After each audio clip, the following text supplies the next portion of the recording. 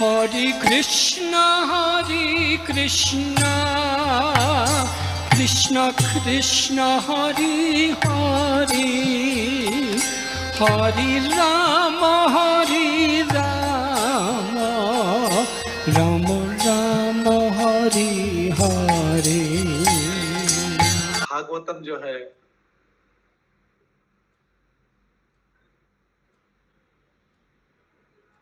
ये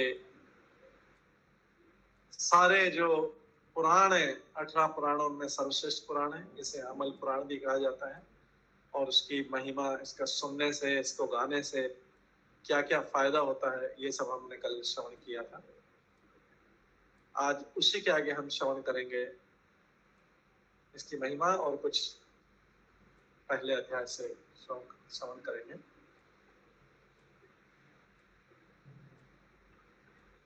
तो ये भागवतम का उदय कब हुआ था? ये इसी फर्स्ट कैंटो के तीसरे अध्याय में दिया है। तीसरे अध्याय में श्लोक नंबर 43 है, जिसमें कृष्णे स्वधामोपगते धर्मे ज्ञानादिभिः सह कलौ नास्ते दर्शनम एष पुराण को उद्योनितः। ये जो है भागवतम पुराण का उदय कब हुआ है? जब कृष्ण ये जब भागवतम पुराण का उदय कब हुआ है? जब कृष्ण जो है स्वधाम चले गए थे। कृष्ण इस पृथ्वी पर प्रकट हो गए थे और उसके बाद में ये इस भागवतम पुराण का उदय हुआ था। ये भागवतम पुराण जो है, इस भागवतम पुराण में कई सब्जेक्ट हैं। उसमें एक सब्जेक्ट है जो इसमें 10 विषय भी वर्णन, 10 विषयों का भी वर्णन है। क्योंकि किसी भी पुराण को पुराण तब कहा जाता है जब उसमें उन्हें 10 विषयों का वर्णन हो। तो 10 विषय जो हैं दूसरे स्कंद में आते हैं।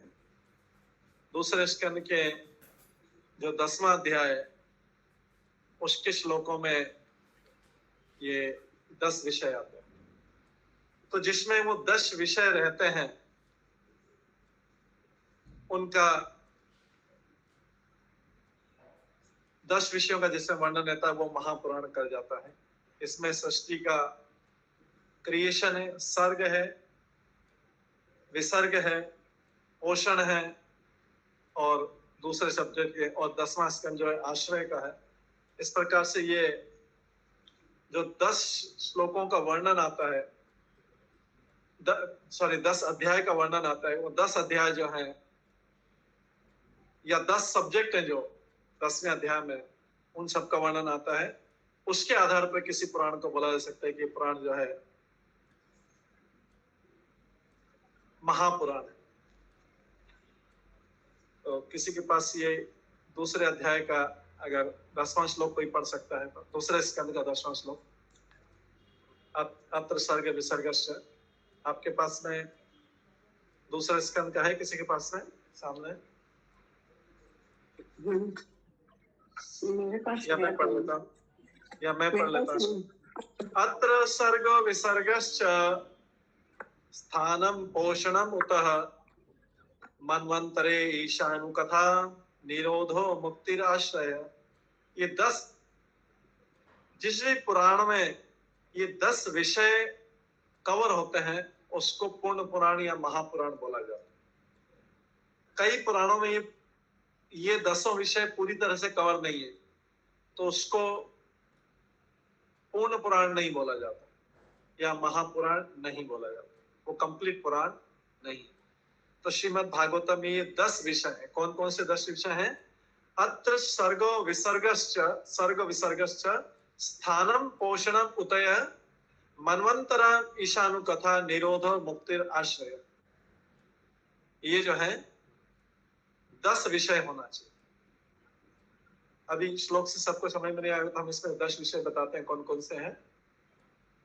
सर्ग पहला विषय, हालांकि दूसरे स्कंद में आएगा, लेकिन हम क्योंकि भागवतम पुराण का बिगनिंग का भी इंट्रोडक्शन कर रहे हैं, तो इसमें इंट्रोडक्शन में कि 10 विषय इसमें कवर है। कौन कौन से? सर्ग। सर्ग मतलब होता है प्राइमरी क्रिएशन, जो प्राथमिक सृष्टि है, प्राथमिक सृष्टि है उसका वर्णन है। प्राथमिक सृष्टि, प्राथमिक सृष्टि किसे है? जैसे सारे पंच तत्व, पंच ज्ञानेन्द्रिया, पंच कर्मेंद्रिया, पंच इंद्रिय विषय, ये 20 हो गए। मन बुद्धि अहंकार 23 हो गए। इसके बाद में महातत्व 24वां तत्व है, महातत्व है। और उसके बाद फिर आत्मा और परमात्मा भी। ये सारे जो हैं ये सर्ग में आते हैं। जो 10 विषय है उसमें सबसे पहला विषय है सर्ग है। स्वर्ग नहीं है, कई लोग ध्यान नहीं दें, सर्ग है, SARG है, सर्ग। ये सृष्टि की प्राथमिक रचना है और इसका वर्णन जो है, ये जो श्लोक है दूसरे स्कंद के 10वें अध्याय का 1 और 2 श्लोक है। तो हमने अभी पहला श्लोक ही पढ़ा है। सर्ग मतलब प्राथमिक सृष्टि की रचना। कौन करता है इसको? भगवान करता है। दूसरा है इसमें विषय है विसर्ग। विसर्ग जो है सेकेंडरी क्रिएशन या गौण सृष्टि बोलते हैं इसको कौन बनाता है? ब्रह्मा जी। ब्रह्मा जी। ब्रह्मा जी। ब्रह्मा जी।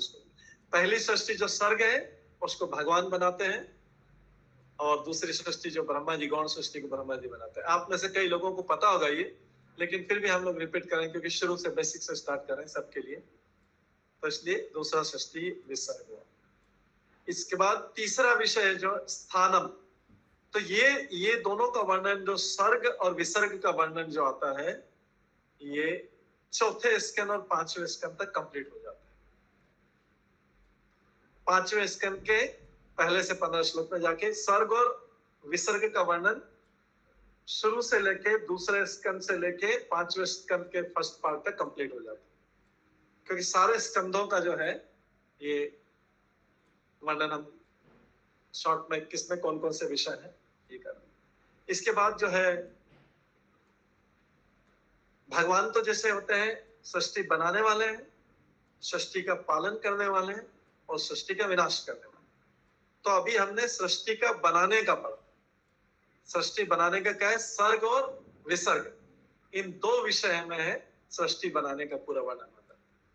सर्ग में भगवान सृष्टि बनाते हैं, प्राइमरी क्रिएशन, प्राथमिक, और विसर्ग में ब्रह्मा जी बनाते हैं। ये सृष्टि का क्रिएशन है।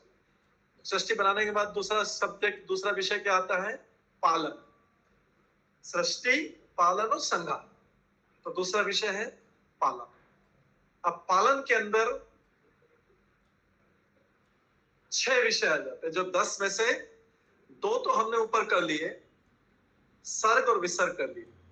ये कई लोगों को थोड़ा कठिन लग रहा होगा, लेकिन ये भागवतम के दूसरे स्कंद में आ रहा है, इसलिए हम थोड़ा सा इसको कर लेते जितना भी समझ में आए, क्योंकि हम इसको दूसरे स्कंद में फिर से करेंगे, 10वां अध्याय करेंगे। लेकिन क्योंकि अभी परिचय दे रहे हैं, हम पुराण का परिचय दे रहे हैं, तो उसमें ये बताना जरूरी है। एक सृष्टि, पालन और संहार होता है। इस सृष्टि के अंदर 2 विषय रहते हैं, सर्ग और विसर्ग। दो स्टेज में सृष्टि, 2 स्टेप में सृष्टि की रचना होती है। फिर पालन।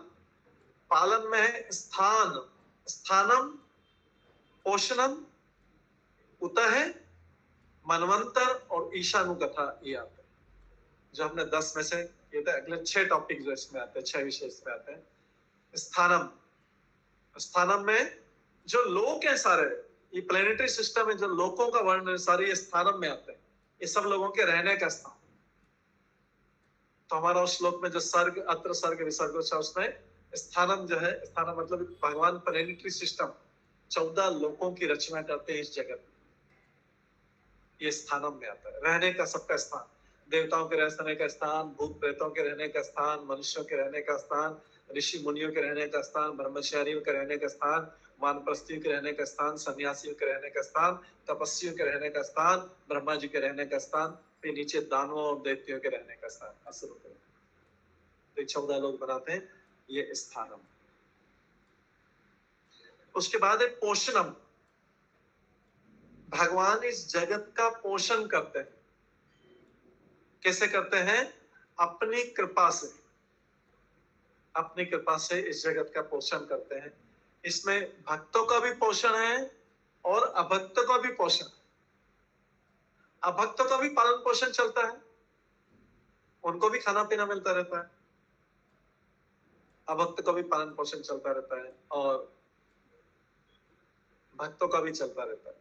भक्तों का पालन पोषण भौतिक और आध्यात्मिक दोनों तरीके से होता है और अभक्तों का पालन पोषण केवल भौतिक तरीके से होता है, खाली खाना पीना रहने दिया जाता है।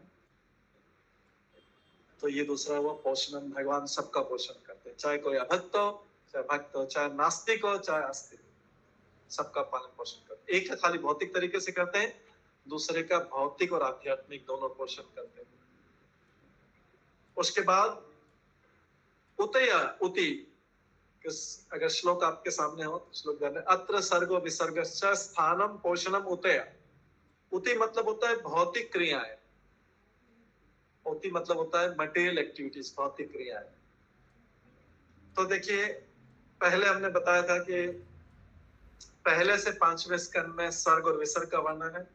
स्थानम का वर्णन है 5वें में, पूरा स्थानम सारे वर्णों लोकों का वर्णन जो है 5वें स्कंद में। इसके बाद पोषण किसमें है? 6ठे स्कंद में। भगवान किस तरीके से जीवों का पोषण करते हैं वो बताया है। और 7वें स्कंद में भौतिक एक्टिविटी, भौतिक क्रियाकलाप बताया है। और क्योंकि 7वां स्कंद शुरू होता है तो उससे पहले ये प्रश्न पूछते हैं युधिष्ठिर महाराज, नारद मुनि से प्रश्न पूछते हैं। उसके प्रश्न के उत्तर में भगवान सबका पालन पोषण करते हैं। शत्रुओं का भी पालन, अपने शत्रुओं का भी पालन पोषण करते हैं, अपने भक्तों का भी पालन पोषण करते हैं। एक को भौतिक और आध्यात्मिक दोनों तरीके से करते हैं, एक का खाली भौतिक तरीके से। कोई भी ऐसा कोई जीव नहीं है, कोई देवता भी नहीं है जो अपने शत्रुओं का भी पालन पोषण करे। कोई भी अपने शत्रुओं का भी पालन पोषण नहीं, अपना तो कर सकता है, अपने संबंधी को कर सकता है, परिवार वालों कर सकता है, लेकिन कोई व्यक्ति ऐसा है जो अपने शत्रुओं का भी पालन पोषण करे, उनकी भी उतनी चिंता करे। लेकिन भगवान ही एकमात्र ऐसे हैं जो सबका पालन पोषण करते हैं। भक्त और अभक्त दोनों का करते हैं। नास्तिक का करते, जो उनको गालियां देते हैं उनका भी करते हैं, लेकिन भक्त का साथ में आध्यात्मिक रूप से करते हैं। इसके बाद उतय, उतय जो 7वें स्कंद में है, तो इसमें भौतिक क्रियाकलाप होता है। इसके पश्चात जो है मनवंतर, समय का मनवंतर, हर मनु का एक एक कार्यकाल होता है। हर मनु का एक कार्यकाल होता है। ब्रह्मा जी के एक दिन में, ब्रह्मा जी के एक दिन में 14 मनु आते हैं। ब्रह्मा जी के एक दिन में 14 मनु आते हैं। ठीक है, हर एक एक मनु का कार्यकाल है। एक मनु के कार्यकाल 71 चतुर्युग का रहता है। 71 चतुर्युग। एक चतुर्युग में सतयुग रहता है, एक द्वापर कलयुग रहता है, तो 71 चतुर्युग रहता है एक एक मनु के कारण। या अगर वर्ष में करना है, किसी को जानना है, तो करीब करीब 30 करोड़ साल का, 30 करोड़ 50 लाख के करीब जो है एक मनु की कार्यकाल, करीब करीब 30। ब्रह्मा जी के एक दिन में 4 से 32 करोड़ होते हैं, उसमें से 30 करोड़ के करीब साल जो है, 30 करोड़ 50 लाख के करीब, ये एक मनु का कार्यकाल है। तो ऐसे 14 एक दिन में, ब्रह्मा जी के एक दिन में 14 मनु, 14 मनु रहते।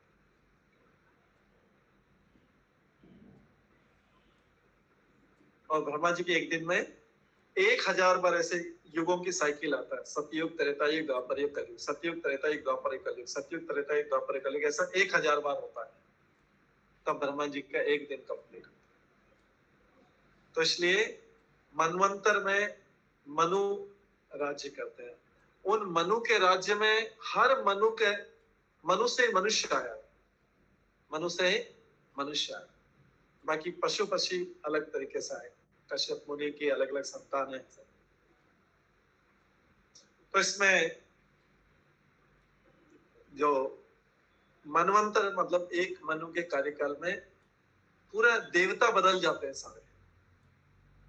सारे देवता बदल जाते हैं, सप्त ऋषि बदल जाते हैं।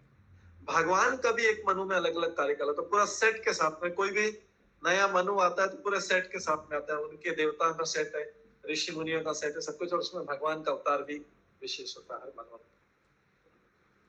तो ये मनवंतर हो गया। इसके बाद ये 8वें इसका वर्णन, 8वें इसका, और इसके बाद ईशानु कथा, भगवान और उनके भक्तों की कथाओं के मुख्यतः वर्णन जो है 9वें स्कंद में। 9वें स्कंद में बहुत छोटी छोटी भगवान की कथा है, भगवान रामचंद्र की कथा है इसमें, कृष्ण की भी इसमें कथा है, बाकी सब अवतारों का भी वर्णन है। तो ये 9वें स्कंद में ईशानु कथा, भगवान और उनके भक्तों की कथा। तो 9 स्कंद तक हो गए। अब उसके बाद में 10वां, 11वां और 12वां। 10वां स्कंद जो है उसका हम बाद में बताएंगे। पहले हमने सृष्टि की रचना पढ़ी, सृष्टि, उसके बाद पालन के बारे में अभी सुना। अब संहार के बारे में, संहार में 11वें और 12वें स्कंद में संहार का वर्णन। 12वें स्कंद में ब्रह्मांड का खत्म हो जाता है, पूरा ब्रह्मांड खत्म हो जाता है, इसका वर्णन है, उसको बोलते हैं निरोध। और 11वें स्कंद में मुक्ति कैसे प्राप्त की जाती है, इसका वर्णन है। तो 11वें और 12वें स्कंद में खत्म होने के बारे में। आप कोई पूछेगा कि प्रभु सारे आपने डिस्क्राइब कर दिए, 10वां का क्या हुआ? 10वें के बारे में कुछ भी वर्णन नहीं किया। तो 10वां जो स्कंद है वो एक अलग टॉपिक है। 10वां स्कंद जो है, ये 9 टॉपिक जो है ये जीव से संबंधित है, जीव और भगवान के बीच में। और 10वां जो है उसका नाम है आश्रय, आश्रय है। तो जो 9 टॉपिक है जिसमें जीव का भी संबंध बताया गया कि उसको किस प्रकार से भौतिक शरीर प्राप्त होता है, उसके बाद में ये जीव किस तरीके से भक्ति करता है। 10वां टॉपिक जो है, 10वां विषय जो आश्रय वाला विषय है, वो भगवान का, भगवान जीवों को कैसे आश्रय में देते हैं, वो पूरा की पूरा सब्जेक्ट जो है 10वें स्कंद है।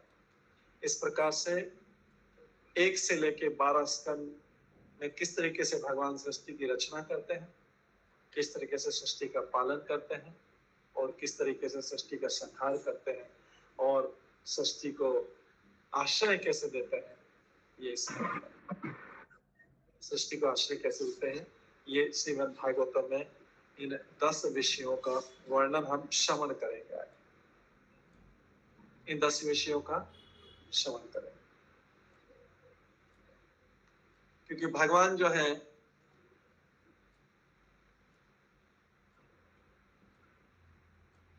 भगवान द्रव्यम, कर्म, काल और स्वभाव, ये सब भगवान वासुदेव की कृपा से होता है। और इसके बाद में हम आगे भी पढ़ेंगे कि सृष्टि की रचना कैसे होती, सब कुछ होता है। लेकिन इससे पहले जो है ये परिचय में था कि 10 विषय इसमें आते हैं।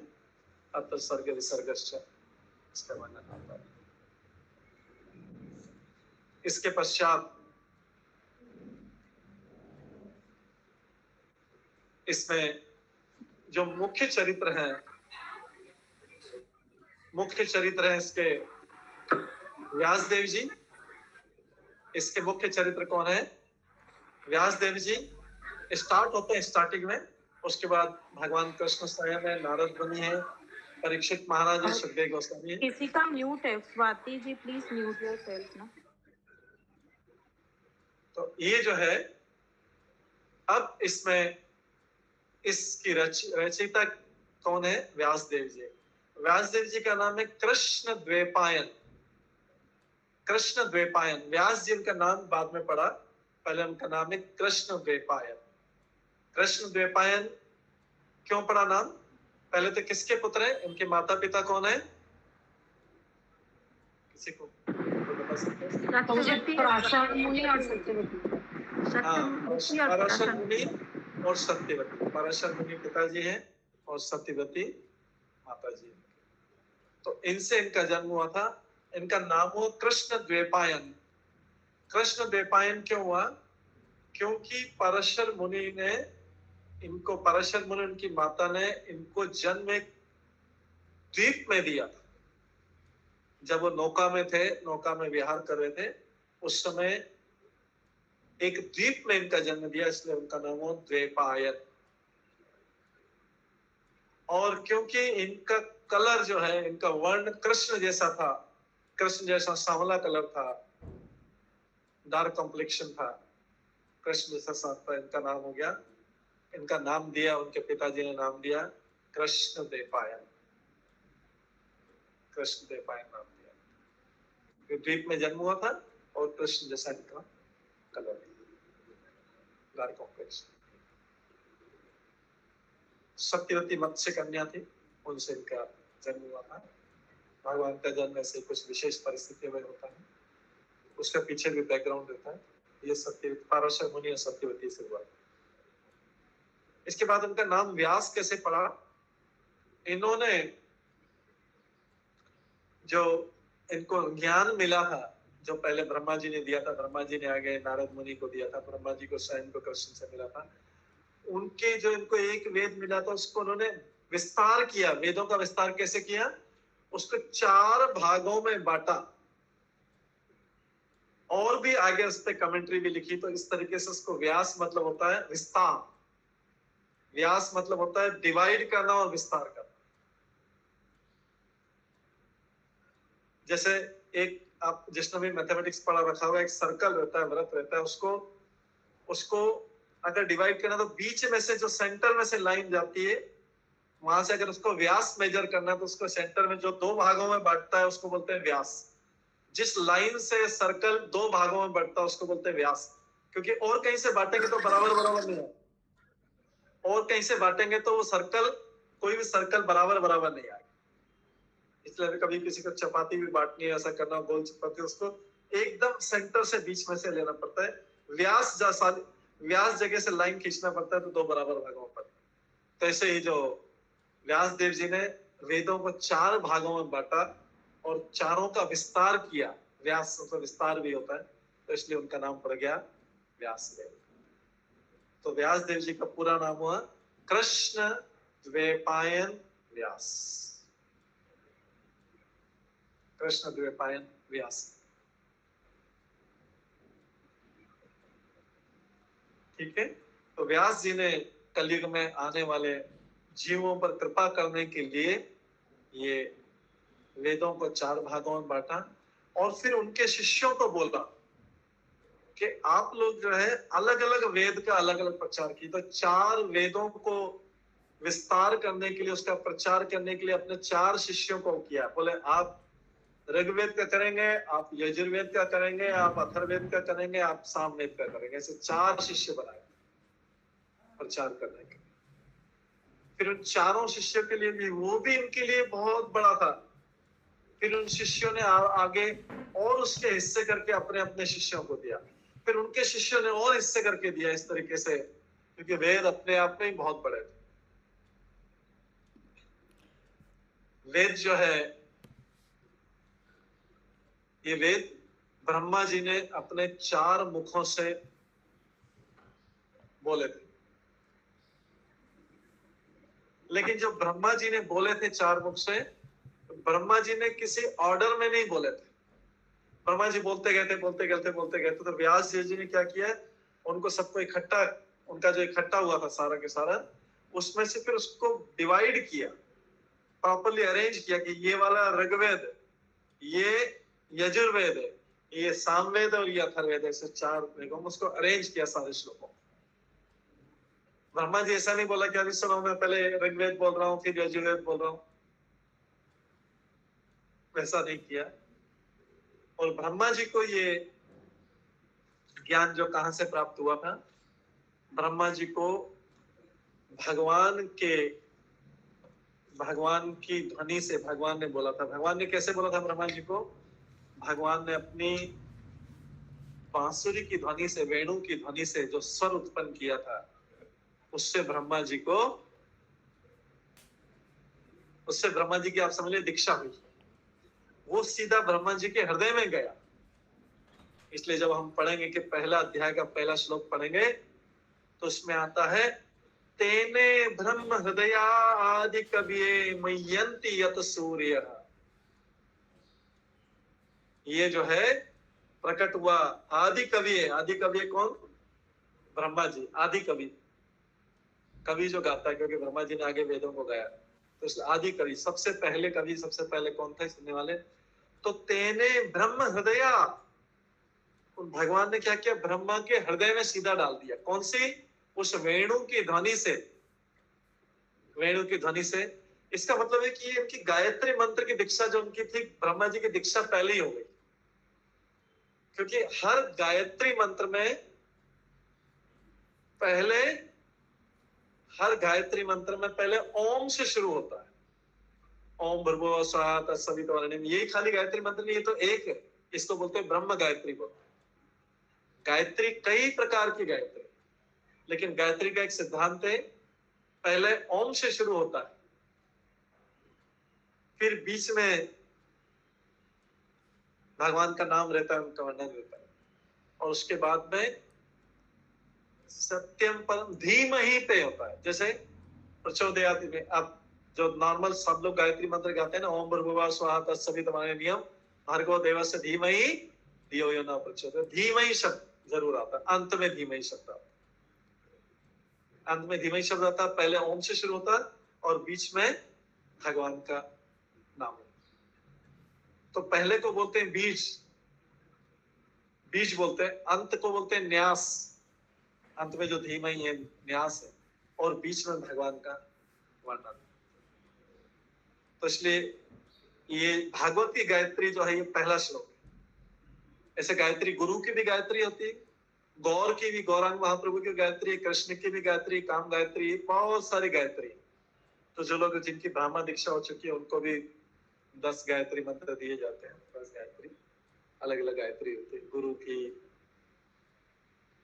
इसके बाद गुरु, परम गुरु प्रभुपाद, और उसके बाद गौरांग महाप्रभु, फिर कृष्ण की गायत्री, काम गायत्री, ये सब होता है। ये गायत्री मंत्र एक दो गायत्री को छोड़ के बाकी सब गायत्री कॉन्फिडेंशियल रहता है। तो यहाँ पर जो है, जो भागवतम का श्लोक है, ये भागवत की गायत्री से शुरू हुआ है। इसमें भी ओम नमो भगवते वासुदेवाय, यहां से शुरू होता है, नीचे लास्ट में होता है सत्यम परम धीमहि, में उस परम सत्य का ध्यान करता हूं। परम सत्य कौन है? भगवान। परम सत्य धीमहि मतलब ध्यान करता है। ये श्लोक अभी हम पढ़ेंगे आगे, अभी हम जस्ट उसका बिगनिंग बता। तो भागवतम ओम नमो भगवते वासुदेवाय से शुरू होता है। ओम शब्द का मीनिंग क्या है, कोई बता सकता है? ओम का मतलब होता है जो अपने ब्रह्मांड में सबसे फर्स्ट यूनिवर्सल साउंड बोलते हैं ना, ओम को, प्रणव। ओके, और बताइए। सब लोग अपना आंसर देके माइक बंद कर लेना, और कोई और साथ में बताएं। ठीक है, ये भी ठीक है। और welcome to God, welcome to world. Okay, और हरे कृष्णा प्रभु जी, प्रणाम। ओम भगवान का निराकार स्वरूप है। हाँ, ओम जो है भगवान का निराकार स्वरूप है।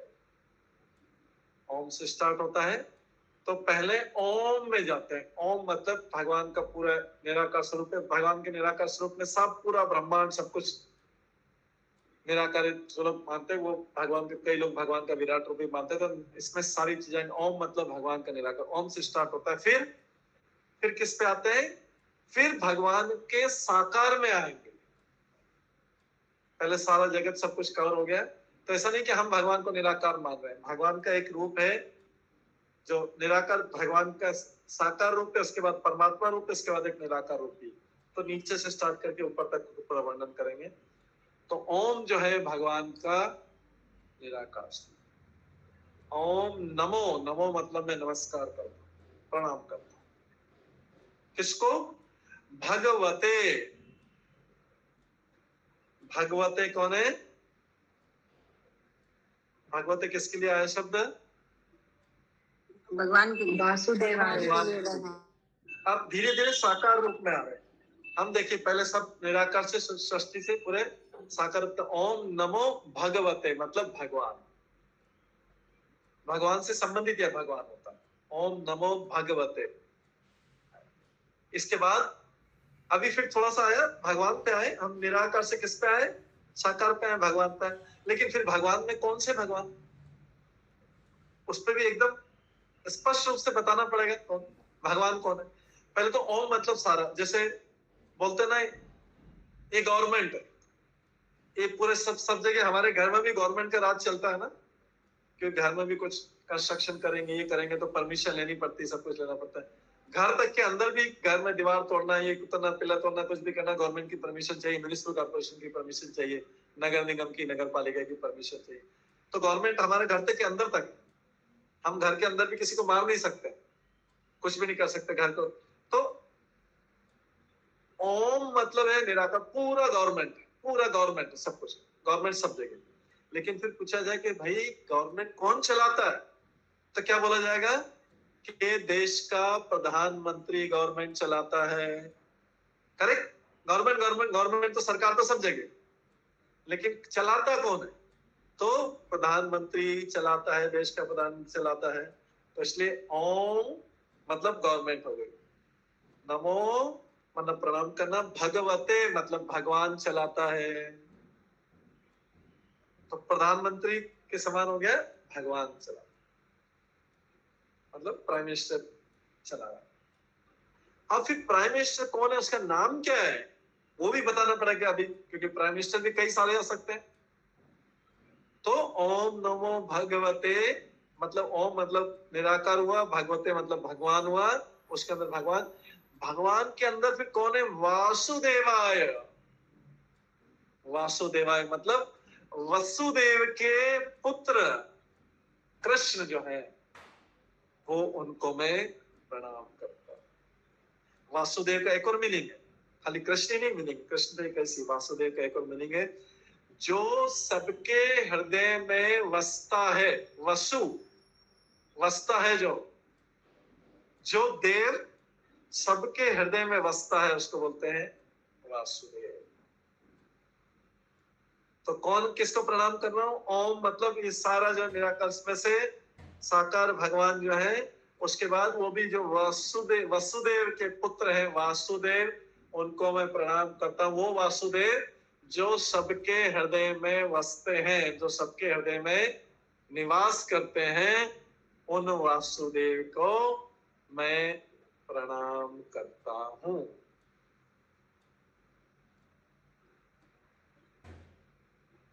उन वासुदेव को मैं प्रणाम करता हूं। इससे शुरू होता है। और इसके बाद जो है, ये जो 3 श्लोक हैं, 3 श्लोक हैं, शुरू के जो 3 श्लोक हैं, ये जो है इंपॉर्टेंट है। एक इंट्रोडक्शन देता है, या कई जगह इसको संबंध अभिधेय प्रयोजन में भी लिखा हुआ है। एक इसमें से पहला श्लोक इंट्रोडक्शन देता है, सब्जेक्ट मैटर बताता है।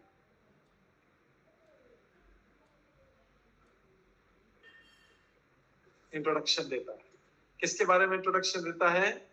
भगवान के बारे में इंट्रोडक्शन देता है। पहला श्लोक भगवान के बारे में इंट्रोडक्शन देता है। भगवान में भी कौन सा इंट्रोडक्शन देता है? भगवान के बारे में भी इंट्रोडक्शन देता है। तो कौन सा इंट्रोडक्शन देता है? ये जन्मादि, जन्म, पालन और संहार का वर्णन बताता है।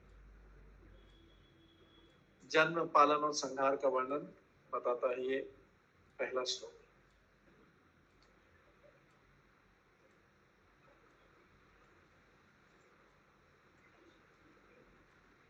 और दूसरा श्लोक जो है, दूसरा श्लोक जो है इसका पहले स्कंद के पहले चैप्टर की बात कर रहे हैं। ये भागवतम पुराण का महत्व है, उसका सत्य क्या है वो बताता है। भागवतम पुराण किस लिए बनाया गया है, वो सत्यता को प्रकाशित करता है।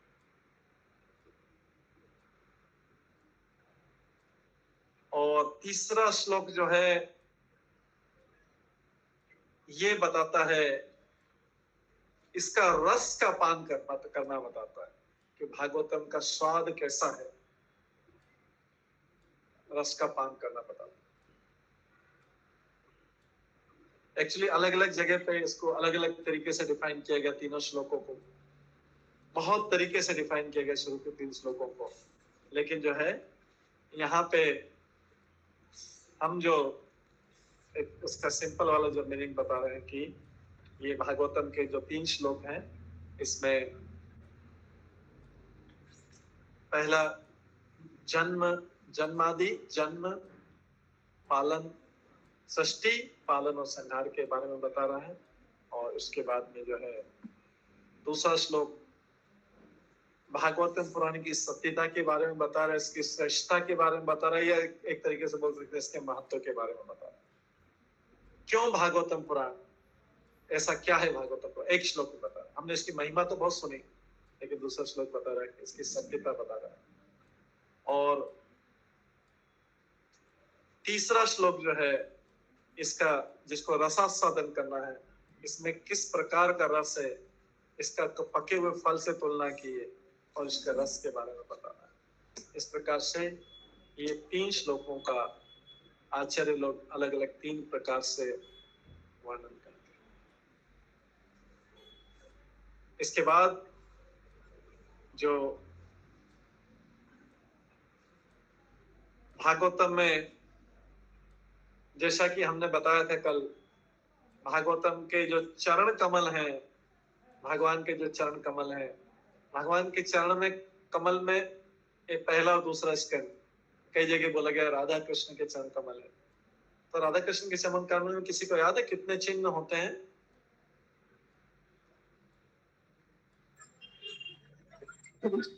मैं बोलूंगा मुझे? हाँ, कोई बताइएगा। कृष्ण का मुझे 19 और राधा रानी का 18। हाँ, कृष्ण का 19। तो फर्स्ट कैंटो में कितने अध्याय हैं? पहला स्कंद में 19 अध्याय। 19। चरण कमल बता रहे हैं, तो पहले स्कंद में कितने अध्याय? 19 अध्याय। ये एक तरीके से अलग अलग आचार्य लोग अलग अलग तरीके से इसका क्या करते हैं। तो 19 अध्याय ये, क्योंकि पहला दूसरा स्कंद भगवान के चरण कमल है, ये जो है चरण कमल बता रहे हैं भगवान की महानता को। पहला स्कंद जो है भगवान के 19 अध्याय चरण कमल को, उसके बाद आगे भी हम वर्णन करेंगे आगे स्कंद क्या बताते हैं। तो पहला श्लोक जो है इस फर्स्ट कैंटो का पहला श्लोक भगवान की महानता को बता रहा है। भगवान महान है, क्या करते हैं, सारे सृष्टि में जन्म मतलब सृष्टि, पालन और संहार तीनों के कारण भगवान हैं। सर्व कारण कारणम का बता रहे हैं, भगवान का ग्रेटनेस बता रहे हैं और उनके आध्यात्मिक गुण बता रहे हैं। दूसरा श्लोक भगवान की सत्यता के बारे में बता रहे हैं कि, और भागवतम की पवित्रता के बारे में। इसमें बोला गया है भागवतम पुराण दूसरे पुराणों से अलग है। भागवतम पुराण को सामान्य पुराण की कैटेगरी में नहीं रखना। भागवतम पुराण जो है इसकी कैटेगरी अलग है। भागवतम पुराण जैसे दूसरे पुराण तारों के समान है, उन तारों के बीच में भागवतम पुराण चंद्रमा के समान। क्यों, ऐसा क्यों बोला गया है? क्योंकि भागवतम पुराण अमल पुराण है, केवल भगवान की महिमा, भगवान और उनसे संबंधित चीजों की महिमा का वर्णन करता है। जबकि दूसरे पुराणों में और दूसरी महिमाएं भी हैं और साथ में भगवान की महिमा भी। तो भागवतम पुराण को अगर सारे पुराणों को तराजू पे रख दिया जाए और भागवत तराजू की एक साइड में रखा जाए और भागवतम पुराण को एक साइड में रखा जाए, तो भी भागवतम पुराण का पलड़ा भारी रहेगा, क्योंकि भगवान की महिमाओं से भरा हुआ है पूरा। भगवान की दूसरे पुराणों में अर्थ, धर्म, काम, मोक्ष तक वर्णन है, लेकिन भागवतम पुराण इन चारों पुरुषार्थ से ऊपर पंचम पुरुषार्थ, जिसको बोलते हैं कृष्ण प्रेम, प्रेम परमार्थ महान चैतन्य महाप्रभु बोलते हैं। पंचम पुरुषार्थ क्या है? कृष्ण प्रेम। भागवतम पुराण पंचम पुरुषार्थ का, जो वेदों में नहीं है। वेदों में कौन से पुरुषार्थ है? 4 पुरुषार्थ है, अर्थ, धर्म, काम, मोक्ष। बस मोक्ष तक जा सकते, मुक्ति तक जा सकते। लेकिन भागवतम पुराण जो है पंचम पुरुषार्थ, प्रेम, कृष्ण प्रेम, उसका वर्णन वहां तक ले जाता है। लेकिन मोक्ष नीचे रह जाता है, मोक्ष बहुत नीचे रह जाता है। प्रेम या भक्ति, भक्ति जो बोलते हैं प्रेमा भक्ति, ऊपर तक है। ये भागवत पुराण, ये कौन सा श्लोक बता रहा है? अभी हम जब सेकंड श्लोक पढ़ेंगे इसी अध्याय का, सेकंड श्लोक पढ़ेंगे तो वो बाकी सारे चीजों का बहिष्कार कर देता है। बोलता है इसमें बहिष्कृत कर, ऐसा शब्द यूज में आया उसका संस्कृत। धर्म प्रोजित केतो, केतो मतलब होता है छल वाले, केतो मतलब होता है छल, और प्रोजित मतलब होता है बहिष्कार, रिजेक्ट कर देना, बाकी सब चीजों को रिजेक्ट कर देता है। भागवतम पुराण दूसरे श्लोक में आकर सब चीजों को रिजेक्ट कर देता है, बोला सब बेकार, केवल किसकी? भगवान की महिमा को स्थापित कर। ये भागवतम पुराण। इसलिए पहला श्लोक जो है भगवान की महानता को बता रहा है कि भगवान सृष्टि करते हैं, बनाते हैं, उसको पालन करते हैं, उसको संहार करते हैं, और भगवान अपनी माया के द्वारा, भगवान की माया के द्वारा सारे लोग मोहित रहते हैं। ये पहले श्लोक में बताया भगवान की महानता। दूसरे में भगवान और भागवतम की महिमा, भागवतम किस तरीके से सत्य व्यवस्था।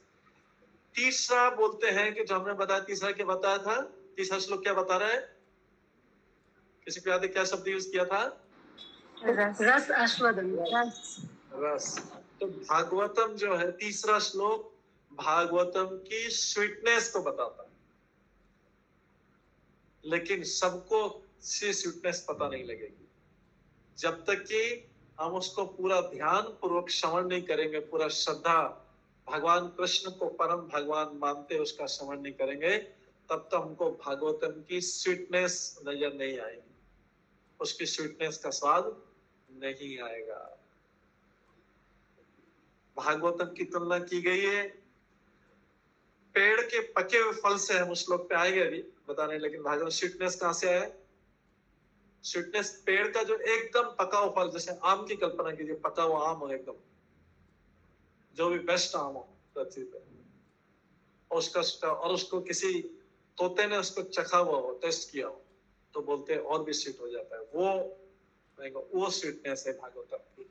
लेकिन जो उसको ध्यान पूर्वक श्रवण करता है और जिसके हृदय में श्रद्धा है भागवतम के प्रति, जिसने भागवतम की महिमा का श्रवण कर रखा है, वो इसका स्वाद चख पाएगा। इसलिए कल का दिन पूरा हमने भागवतम की महिमा का वर्णन करने में लगाया, क्योंकि जब तक उस चीज का महत्व नहीं पता लगेगा तब तक जो है हम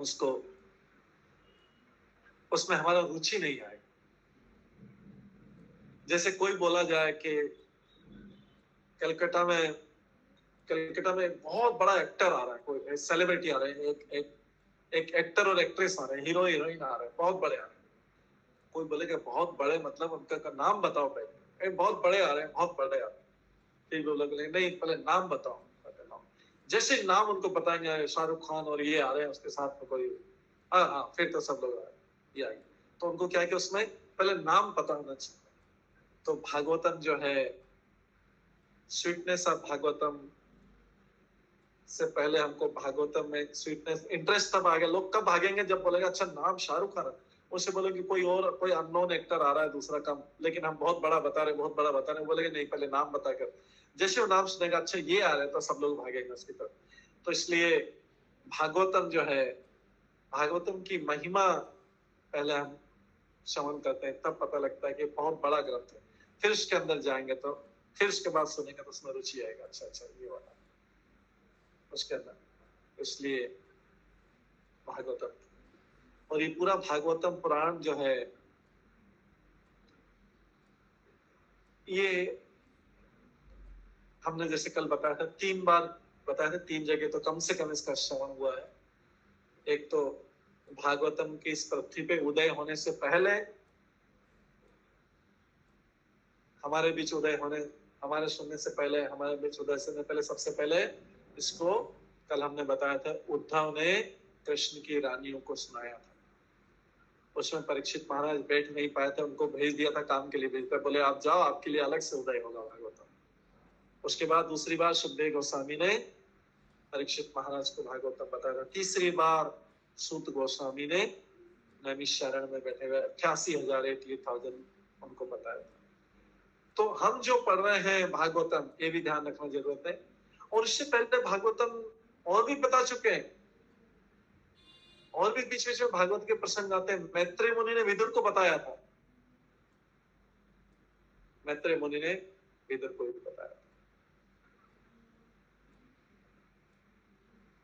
उद्धव ने भी कुछ पोर्शन मैत्रेय मुनि को बताया था। उद्धव ने विदुर को बताया था कुछ पोर्शन उद्धव ने। तो मैत्रेय मुनि को कैसे पता लगा? क्योंकि जब उद्धव भगवान आप प्रकट हुए थे, उद्धव के साथ में मैत्रेय मुनि भी बैठे हुए थे। तो जब विदुर उद्धव से पूछने लगे तो थोड़ा बहुत बताया उद्धव ने, विदुर को बताया। विदुर समाज भी है, लेकिन उसके बाद उद्धव ने बोला मुझे जाना है और भी कुछ काम है, भगवान ने मेरे को सेवा दे रखी कि बद्रिकाश्रम जाओ। तो इसलिए फिर उद्धव ने बोला विदुर को कि आप जाके मैत्रेय मुनि से सुनो। तो मैत्रेय विदुर समाज, मैत्रेय मुनि से सुनो। तो समाज के बाद समाज है। तो फाइनली हमको जो मिल रहा है वो सूत गोस्वामी ने जो नैमिषारण्य में 88,000 उसको बताया, उसमें सारे संवाद है। मतलब जो हमको सूत गोस्वामी ने जो शनकादिक ऋषि को दिया था, उसके अंदर सुखदेव गोस्वामी परीक्षित वाला भी संवाद है। उसके अंदर मैत्रेय मुनि ने जो विदुर को बताया वो संवाद है। उसके अंदर उद्धव ने जो विदुर को बताया था वो भी है। और भगवान कृष्ण ने जो उद्धव को बताया था वो भी, भगवान कृष्ण जो उद्धव बताया, वो सारी चीजें सब मिला। तो कुछ भी चीज छूट नहीं रही। और फिर उसके बाद हमको प्रभुपाद ने जो ये दिया है, हम प्रभुपाद वाला ग्रंथ पढ़ रहे हैं। प्रभुपाद ने दिया तो उसमें प्रभुपाद ने अपना और भी परपट दिया, जो उनको उनके भक्ति जीवन में जो भी उनका आत्म साक्षात्कार हुआ है, वो भी आत्म साक्षात्कार का वर्णन भी तात्पर्य में करें। तो इस तरीके से हमको जो मिल रहा है, कंप्लीट भागवतम मिल रहा है, कंप्लीट पैकेज में। इसके अलावा कुछ और चीज की जरूरत नहीं। तो ये भागवतम की जो शुरुआत होती है, इस अध्याय का नाम है मुनियों की जिज्ञासा। अध्याय का नाम क्या है? मुनियों की जिज्ञासा। अभी हम पहले, दूसरे, तीसरे श्लोक पे भी आएंगे, बट एक जनरल लेवल और भी बताने की क्या क्या है मुनियों की जिज्ञासा। तो जो सूत गोस्वामी शौनकादिक ऋषि, 88,000 जो ऋषि मुनि थे, उनमें से शौनक मुनि जो है, जो उनके हेड है, कल हमने बताया था शौनक मुनि उनके हेड है। तो शौनक मुनि जैसे क्लास का मॉनिटर होता है, तो शौनक मुनि खड़े होकर सारे प्रश्न पूछते हैं सूत गोस्वामी से सारे प्रश्न। किसके? 88,000 मुनियों की तरफ से शौनक मुनि सारे प्रश्न पूछते हैं और फिर सूत गोस्वामी उसका उत्तर देते हैं। वो सारा उत्तर किसके लिए? 88,000 ऋषि मुनियों के लिए है, वहां पे जो बैठे हुए, प्लस कलयुग में आने वाले सारे जीवों के लिए। इसीलिए तो उन्होंने भागवतम का आयोजन किया, इसीलिए उन्होंने सूत गोस्वामी से भागवतम, इससे पहले उन्होंने सारे पुराण सुननी है। सूत गोस्वामी सारे पुराणों के विद्वान, सारे पुराण सबको शौनकादिक ऋषि सबको सुना दिए थे, अभी भागवतम पुराण नहीं सुनाया था। क्यों? क्योंकि सुत गोस्वामी को ये भागवतम पुराण पहले सुखदेव गोस्वामी से सुनना था। भागवतम तो ज्ञान तो सुखदेव गोस्वामी को ही था, उनको भगवान की कृपा से उनको ज्ञान। हम इसी बीच में वर्णन भी करते थे सुखदेव गोस्वामी को ज्ञान कहां से मिला। तो सुखदेव गोस्वामी आध्यात्मिक जगत में राधा रानी के तोते हैं। शुक मतलब होता है तोता, पैरट। तो सुखदेव गोस्वामी आध्यात्मिक राधा रानी के तोते। राधा रानी उनको अपने एक उंगली पे बिठाती है और दूसरे हाथ में उनको अनार के दाने खिलाती। तो राधा रानी बोलती है, एक श्लोक बोलती है भागवतम का, तो फिर सुखदेव गोस्वामी जो शुक रूप में, तोते रूप में उसको रिपीट करते हैं। जैसे तोता होता है, पैरट होता है, रिपीट करता है। तो सुखदेव गोस्वामी उसको रिपीट करते, फिर राधा रानी प्रसन्न होकर उसको थोड़ा अनार का दाना देती थी, फिर खिलाती। फिर उसके बाद में फिर बोला अगला श्लोक, फिर ऐसे, और उसके बाद फिर अगला श्लोक, ऐसे करके सुखदेव गोस्वामी रिपीट करते थे भागवतम को, और वो अनार का दाना निकालते थे, पॉमीग्रेनेट का सीन करते थे। इस तरीके से सुखदेव गोस्वामी ने सबसे पहले आध्यात्मिक जगत में सुन लिया। और एक बार जब वो सुखदेव गोस्वामी उस जगह पे पहुंचे, कैलाश पर्वत पे, जहां पे शिवजी पार्वती को सुना रहे थे भागवतम को। कौन सुना था? शिवजी पार्वती को सुना रहे थे भागवतम को। ये भागवतम बहुत पहले से, नित्य काल से, 5000 साल पहले तो व्यास जी ने रचा। इससे पहले तो भागवतम तो ज्ञान है पहले से। तो शिव जी जो है पार्वती को सुनाते। पार्वती, शिव जी ने बोला कि मैं सुनाता जाऊंगा, तुम बीच में सो मत जाना। तो अभी जो यहाँ पे डिवोटी भी बैठे हैं, उनमें से कोई सो नहीं रहा हो, तो शिव जी ने पार्वती से बोला सोना मत, बीच में इसमें हम हाँ करते रहना, तो जिससे क्या है कि मेरे को पता लगे कि तुम सुन रहे हो। तो शिव जी ने सुनाना चालू किया। अब भागवतम चल रही थी। भागवतम को सुनने के लिए इस एक्चुअली जो है, इन्होंने, राधा रानी ने भागवतम का जो सुखदेव गोस्वामी ने पूरी सुनी, तो उसका प्रचार करने के लिए इनको बहुत ही जगह पे भेज दिया, सुखदेव गोस्वामी के रूप में आए। अब सुखदेव गोस्वामी को पता लगा, न्यूज मिल जाती बर्ड्स में कहीं से कि यहाँ पे भागवतम कथा चल रहा है। तो शिव जी पार्वती को सुना रहे। तो शुक जो है तोता, जो सुखदेव गोस्वामी तोते के रूप में ग्रीन पेड़ में बैठ गए, ग्रीन पत्तों के बीच में छुप के बैठ गए। जबकि भागवतम को उस समय सुनने का अधिकारी केवल भगवान का भक्त रहता था। ये तो बाद में भगवान की चैतन्य महाप्रभु कृपा और आगे सब कृपा से हम सबको भागवतम का ज्ञान मिल रहा है। लेकिन उस समय, और पक्षी तो कभी, पशु पक्षी तो बिल्कुल भी सुन नहीं सकते थे, लेकिन एक पेड़ के अंदर छुप के सुखदेव गोस्वामी शुक के रूप में, तोते के रूप में सुनने लगे पूरा भागवत। अब जो है पार्वती जी को बीच में नींद आ गई। करना तो अभी नींद आने लगी। तो सुखदेव गोस्वामी जो तोते के रूप में बैठे थे, बोले अगर पार्वती को नींद आ गई तो फिर मैं भागवतम तो पूरा सुन नहीं पाऊंगा, मेरे को इस जगत में भी सुनना है, क्योंकि इस जगत में भागवतम को थोड़ा अलग तरीके से समझाया हुआ है। वहां पे आध्यात्मिक श्लोकों के रूप में आध्यात्मिक जगत में समझाया, वही ज्ञान को यहाँ पे थोड़ा विस्तार करके समझाया। तो शुक ने, तोते ने सोचा, जो सुखदेव गोस्वामी ने सोचा कि ये तो मेरे को तो सुनने को नहीं मिलेगा, अगर पार्वती जी सो गई तो कौन करेगा। और फिर शिव जी का नींद, शिव जी तो अपने ध्यान में बता रहे सारी चीजें। तो उस समय फिर पार्वती जब सो गई तो शुक ने देखा वो करने लगे। क्या हुआ? जैसे शिव जी को कथा को बताते रहे, शिव जी कथा को बताते रहे, बीच में रोक नहीं दे। कहीं पार्वती सो गई और रोक दिया कथा तो उनको सुनने को नहीं मिलेगा, वो नाराज हो जाएंगे। तो इसलिए करते रहे।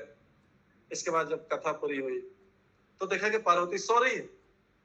तो शिव जी ने बोला मैंने तो भागवतम पूरा कर दिया, तुम सो गई। पार्वती बोल रही, क्षमा मांगी कि मेरे को बीच में नींद आ गई, तो शिव जी ने बोला तुम्हें नींद आ गई तो फिर कौन कर रहा था बीच में? तो शिव जी ने देखा अपने त्रिशूल उठा कि किसने सुनी कथा, और पार्वती के अलावा किसने कथा सुनी। क्योंकि वो तो कोई कथा सुनने के लिए योग्य नहीं। तो शिव जी ने इधर उधर देखा, पेड़ के बीच में ये तोता, शिव जी की दृष्टि पर तोता बैठा। शिव जी ने बोला कौन है तोता, कौन है? ये लीला के, सब लीला के द्वारा हुआ। तो शिव जी ने बोला तोता कौन है? शिव जी उसके त्रिशूल लेके उसके पीछे भागे। तो तोता उड़ता उड़ता उड़ता उड़ता गया, कहां चला गया उड़ता उड़ता? तो शिव जी के उसके पीछे भागते रहे। बद्री का आश्रम में व्यासदेव अपनी पत्नी को भागवत कथा सुना रहे थे। बद्री का आश्रम में व्यासदेव की गुफा बद्री का आश्रम में व्यासदेव जी बद्री का आश्रम में अपनी पत्नी को ही कथा सुना रहे थे, वाटिका को। उनकी पत्नी भी कथा सुनते सुनते नींद आ गई उनको एक बीच, और उनका मुंह ऐसा खुला। तो ये तोता जो है, सुखदेव गोस्वामी रूपी तोता जो है, जाके उनके मुंह में घुस गया, उनके व्यासदेव जी की पत्नी के मुंह में चला गया। शिव जी भागे भागे आए, शिव जी को त्रिशूल ले आते देख कर व्यासदेव जी ने बोला, व्यास जी ने बोला कि कहाँ गया वो तोता, कहाँ गया वो पैरेट, कहाँ गया? उसने अनऑथराइज्ड में, अयोग्य है, वो सुनने के योग्य नहीं, पशु पक्षी भागवतम कथा उसने कैसे सुन लिया, वो कहाँ है?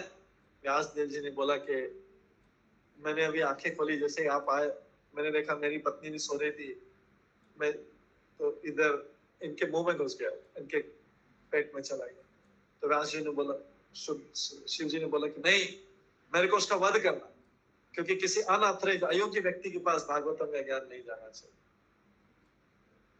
व्यासदेव जी ने बोला उनको क्षमा पकेगा, अब तो वो माता के गर्भ में चला गया है, उनके पेट में चला गया है।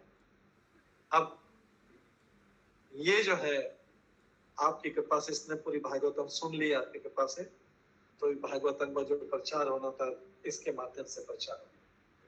तो बाद में उसी शुक ने, उसी तोते ने सुखदेव गोस्वामी के रूप में जन्म लिया था। व्यासदेव जी के पुत्र के रूप में जन्म लिया, व्यासदेव जी की पत्नी के गर्भ से इन्हें सुन लिया। और इनको गर्भ के अंदर भी जो है भागवतम तो उन्होंने कई बार सुन ली भागवतम। ऊपर आध्यात्मिक जगत में सुन के आए थे, भौतिक जगत में आए, उसके बाद आगे हम सुनेंगे कि व्यासदेव जी ने भी इनको भागवतम सुनाया, व्यासदेव जी ने इनको भागवतम आगे सुनाया। इस प्रकार से सुखदेव गोस्वामी माता गर्भ रहे। उसके बाद सुखदेव गोस्वामी माता के गर्भ से निकल नहीं रहे थे, 16 साल हो गए थे, 16 ईयर्स हो गए। और फिर भगवान की प्रार्थना में निकले, वो विषय हम कल की क्लास में करेंगे, आगे की क्लास में करेंगे। आज इस क्लास को यहीं पे विराम देते हैं, हम थोड़ा टाइम का ध्यान नहीं रहा, तो इसको यहीं पे विराम देते हैं। और किसी का कोई प्रश्न हो तो बताएं। और क्विज भी है क्या संगीता माता जी, सनातनी पद्मा माता जी? जी बाबू जी है, क्विज है तो भेजेंगे कैसे सबको?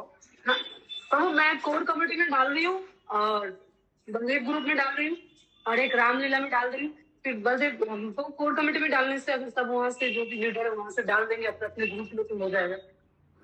हरे कृष्णा माता जी, आप गूगल मीटिंग में भी डाल सकते हैं। अच्छा, गूगल मीटिंग में डाल दो तो सबको मिल जाएगा, ये अच्छा रहेगा, ये अच्छा आइडिया। ठीक है बाबू, गूगल मीट में डाल दीजिए, सबको मिल जाएगा। थोड़ा 5 मिनट आज लेट हो गए, तो 5-7 मिनट में हो जाएगा, 5 मिनट में हो जाएगा। लिंक मिलने के बाद शॉर्ट क्विज हो जाएगा। कौशिक दास प्रभु ने हैंड रेज किया है। कौशिक दास, हरे कृष्ण प्रभु, धन्यवाद प्रभु। भागवतम जो कथा चल रहा है अभी, जो हम लोग सुन रहे हैं वो है 3 नंबर, जो 3 ऑफ स्टेज में ना, 3 नंबर जो था वो सुख गोस्वामी और तो इससे पहले भी था, हाँ उसका पहले उद्भव भी। तो ये जो था, ये तो जैसे आप बोले थे जो 18,000 जो श्लोक है, तो सेम ही क्या पैटर्न है, क्या चेंज हुआ था जो उद्भव जी ने जो इसको 18,000 श्लोकों में वेद व्यास जी ने बनाया। 18,000 श्लोकों में इसको वेद व्यास जी ने बनाया। नहीं, उद्भव जो गीता जो बोले थे गोपियों को, तो वो क्या सेम एज इट इज था, क्या कोई चेंज हुआ था, वह ज्यादा था या कम था, ऐसे कुछ? नहीं, वो जो था वो ज्ञान अलग रूप में दिया था। नहीं, ऐसे श्लोकों में, उनमें कुछ ट्रांसलेशन ये सब कुछ नहीं था, और उनको श्लोकों पे नहीं दिया था, उनको तो ज्ञान शुरू में तो कंटिन्यूस दिया जाता है श्रवण के द्वारा खाली कंटिन्यूस। जैसे अगर मैं ऐसा ऐसा चलाता रहूं पूरा की पूरा शब्द चलाता रहूं, हाँ, पूरा की पूरा चलाता रहूं ऐसा कैसे बिना श्लोक का बिना कुछ करे, ऐसा ज्ञान दिया गया। मैंने सेम ही था कंटिन्यूएशन में श्लोकों में डिवीजन नहीं था, 18,000 श्लोकों में डिवीजन नहीं था। अच्छा अच्छा, ऐसे कंटिन्यूस ज्ञान दिया गया। ये सब डिवाइड करने का काम जो है व्यास जी ने किया। अच्छा व्यास करना चालू किया है। हाँ, उन्होंने उनको सिस्टमेटिक कंपाइल करके सबकी सिस्टमेटिक डिवाइड करना चाहते। ओके ठीक है, ठीक है, ओके। श्रद्धा अग्रवाल माता जी और फिर उसके बाद प्रीति अग्रवाल माता जी। हरे कृष्णा प्रभु जी। प्रभु जी, सुखदेव जी अपने माता के गर्भ में कितने साल तक रहे थे? 16 साल तक रहे थे। उसके लेकिन आगे प्रभु जी कहीं कथा सुनाएंगे, उसका डिटेल में कथा सुनाएंगे, बट अभी 16 साल रहे। हाँ प्रभु जी, कहीं कहीं सुनते 12 साल रहे थे। हाँ, कहीं कहीं 12 साल भी लिखा है। यस, हम्म, कहीं कहीं 12 साल भी लिखा है। करेक्ट, दोनों जगह, दोनों 16 और 12 दोनों जगह। ठीक है, प्रीति अग्रवाल माता जी। हरे कृष्णा, दंडवत प्रणाम प्रभु जी, एंड थैंक यू प्रभु जी for such a wonderful class. प्रभु जी, एक तो मेरे को ऊटी और आप जो निरोध बता रहे थे उसको थोड़ा मेरे को और थोड़ा क्लैरिफिकेशन मेरे को समझा। तो ऊटी आपने बोला भौतिक कार्यकलाप और निरोध भौतिक खाली कार्यकलाप। एनिहिलेशन होता है। हाँ, तो उसको खाली और कैसे समझ सकते हैं? एंड वन मोर क्वेश्चन प्रभु जी, जैसे मतलब इसका पूरा जैसे आपने बोला पहले सबसे पहले राधा रानी ने सुखदेव स्तोते के रूप में सुखदेव गोस्वामी को भागवतम सुनाया, और फिर हाँ। उसके बाद उन्होंने शिव जी से भी सुना, और उसके बाद जब वो गर्भ में गए तो फिर वो माया मतलब ब्रह्मवादी कैसे हो गए प्रभु जी? हाँ, ब्रह्मवादी ये सुखदेव गोस्वामी को इस तरीके से प्रेजेंट करना था। ब्रह्मवादी इसलिए बने कि जिससे सारे लोगों को ये पता लग सके कि अगर ब्रह्मवादी जो अपने आत्मा राम में जो आनंद में रहता है, जिसको इस संसार की कोई चिंता नहीं, जो ऑलरेडी मुक्त है, वो भी जीव अगर भागवतम को श्रवण करेगा तो वो जीव भी परिवर्तित हो जाएगा। बाकी सब लोग तो परिवर्तित होंगे। जैसे उते में आता है, आपने उते का पूछा था कि इसको नास्तिक लोग भी सुन सकते हैं, तो उसकी एक अलग इच्छा पूरी होगी। जो मिश्र भक्ति वाला है, भौतिक इच्छा वाला, उसकी एक अलग इच्छा पूरी होगी। और जो शुद्ध भक्त सुनेगा उसको रस मिलेगा, जो जिस रस का 30 श्लोक के वर्णन। तो ऐसे ही ब्रह्मवादी भी सुनेगा तो वो भी भगवान का भक्त हो जाएगा। इसलिए सुखदेव गोस्वामी के थ्रू ऐसी लीला की गई। ऐसा जैसे 4 कुमार के संदर्भ में भी प्रभु जी ऐसा ही बात आता है ना कि पहले वो ब्रह्मवादी थे और फिर बाद में भगवान का स्वरूप देख के भगवान के स्वरूप से पूरे नहीं होते। उनको संकर्षण से चारों कुमारों ने भागवतम का भी श्रवण किया था, तब जाके वो शुद्ध भक्त बने। ये आएगी कथा। तो प्रीति माता जी, आपको क्वेश्चन का आंसर मिला, वो ये जो है। और दूसरा जो उते में है, उते में मटेरियल एक्टिविटीज है, तो उसमें क्या है कि 3 प्रकार के जो लोग हैं इसमें, इस जगत में मुख्यतः नास्तिक लोग, शुद्ध भक्त लोग और मिश्र भक्ति लोग। मिश्र भक्ति में वर्णाश्रम धर्म भी आ जाते हैं। ये लोग रहते हैं। इनकी सारे कार्यकलाप जो हैं, इनमें जो शुद्ध भक्त को छोड़ के बाकी के सारे कार्यकलाप जो हैं वो मटेरियल एक्टिविटीज में आते हैं, भौतिक कार्यकलाप में आते हैं। तो ये सब जो है उन लोगों का भी वर्णन करेगा। ये 7वें हिरण्यकश्यप हिरण्याक्ष के वर्णन आगे 7वें स्कंद में जो है ये पता लगेगा। इन ऑस्पिशियस सारा। तो जब 7वां स्कंद करेंगे तो हम डिटेल में करेंगे। अभी मैंने बहुत शॉर्ट में बताया था कि इसमें ये वर्णन है। प्रभु जी मैं सारा डिटेल में इसमें करूंगा तो उतना टाइम भी नहीं, और वो चैप्टर आने में रिपीट हो जाएगा सारा। हाँ, और किसी का प्रश्न? हरे कृष्ण प्रभु जी, धन्यवाद प्रणाम। श्याम सुंदर प्रभु जी।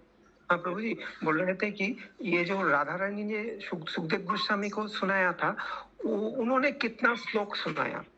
हमने बताया था इनको जो ज्ञान दिया था, जैसे ब्रह्मा जी को तो 4 श्लोक में ही पूरा ज्ञान दे दिया था। तो उनको जो पोते को ज्ञान दिया था, भागवत ज्ञान कंटिन्यूस।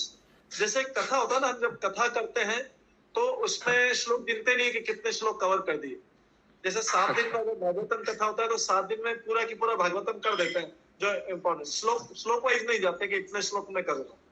तो पूरा सार उसका बता दिया। तो सारा के सार बाकी सुखदेव गोस्वामी जैसे बोलते हैं ना, समझदार को इशारा काफी, तो उनको संक्षिप्त में ज्ञान देते हैं, बाकी सब ज्ञान जो हो एलिब्रेट करते हैं।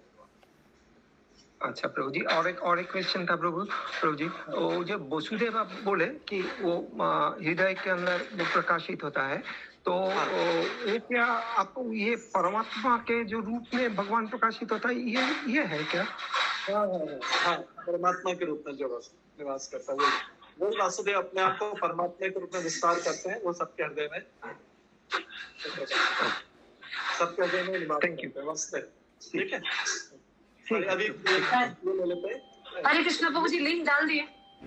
हाँ, लिंक डाल दिए, सबको मिल गया होगा, गूगल मीट में भी डाल दिया।